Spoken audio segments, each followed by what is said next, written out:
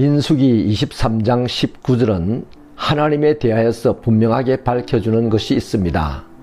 하나님은 사람이 아니라서 거짓말을 하지 않으시죠. 하나님은 인생이 아니라서 후회하심이 없으시죠. 하나님은 반드시 그가 하신 말씀을 실행하는 분이시죠. 이렇게 밝혔습니다. 지금 사마리아 성의 상황은 기근으로 말미암아 견딜 수 없는 참혹한 상황이었습니다.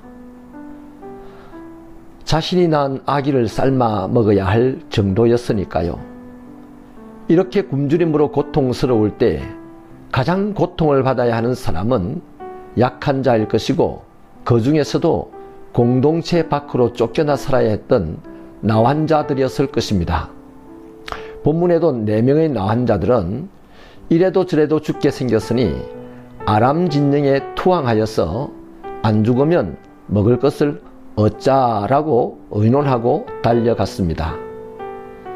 마침 달려가 보니 아람 진영이 텅 비어 있었습니다. 모든 군사들이 다 떠나고 없었습니다. 성경은 그 이유를 밝히기를 하나님께서 말과 병거와 군대의 소리가 그들에게 들리게 했기 때문이라고 하죠.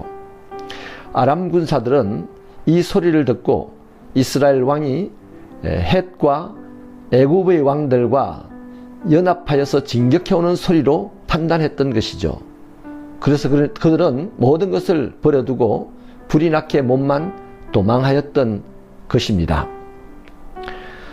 4명의 나환자들은 일단 장막에서 먹고 마셨습니다. 얼마간의 은과 금과 의복을 가져다가 숨겼습니다. 그러나 그들은 곧 양심의 소리를 듣게 되지요. 우리가 이렇게 해서는 안 된다. 오늘은 아름다운 소식이 있는 날이다. 우리가 침묵하고 있다.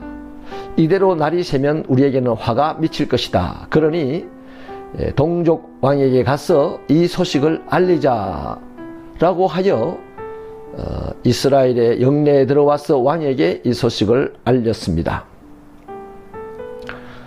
죽을 수밖에 없는 자들이 죽기를 각오하고 아람 진영을 찾아갔지만 거기서 살게 되었습니다. 그리고 자기가 버림받은 그 동족들에게로 돌아가 복된 소식을 알리는 자가 되었습니다. 이 사건은 열왕기하 7장 2절에 대한 하나님의 답변이죠. 왕의 채찍권 신하가 여호와께서 하늘의 창문을 여신다고 해서 이런 일이 일어나겠느냐? 라는 질문을 하며 말씀을 조롱했었습니다.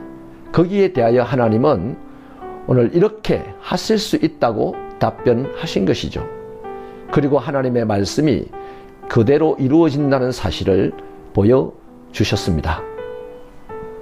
열왕기상 7장 전체를 요약하면 엘리사가 예언하였고 하나님이 실행하셨고 나환자들이 그 소식을 알렸습니다. 그러나 정작 이 복된 소식을 듣고 기뻐해야 될 이스라엘 왕과 신하들은 오히려 준비가 되어 있지 않았습니다. 하나님을 믿지 않았기 때문이죠.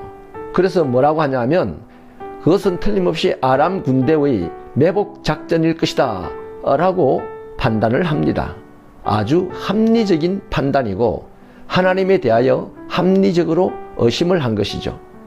그러나 조금만 더 생각해 본다면 사마리아 성 사람들을 이대로 가만히 두어도 곧 다 굶어 죽을 터인데 아람 군대가 힘들게 왜 매복 작전을 펼치겠습니까?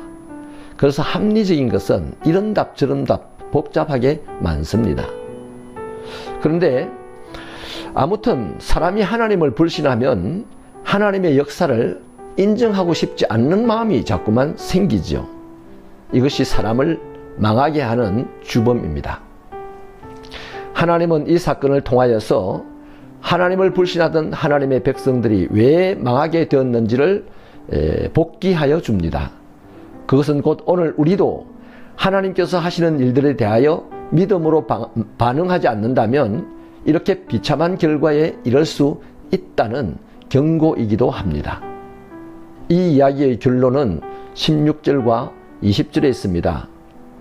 여호와의 말씀대로 인플레이션이 다 해결되었고 여호와의 말씀대로 그 신하가 백성들의 발에 밟혀 죽게 된 것이죠. 이 역사적인 사건을 통하여서 열왕기 기자가 전하고 싶은 말씀은 딱 한 문장입니다. 하나님의 말씀대로 된다라는 것이죠.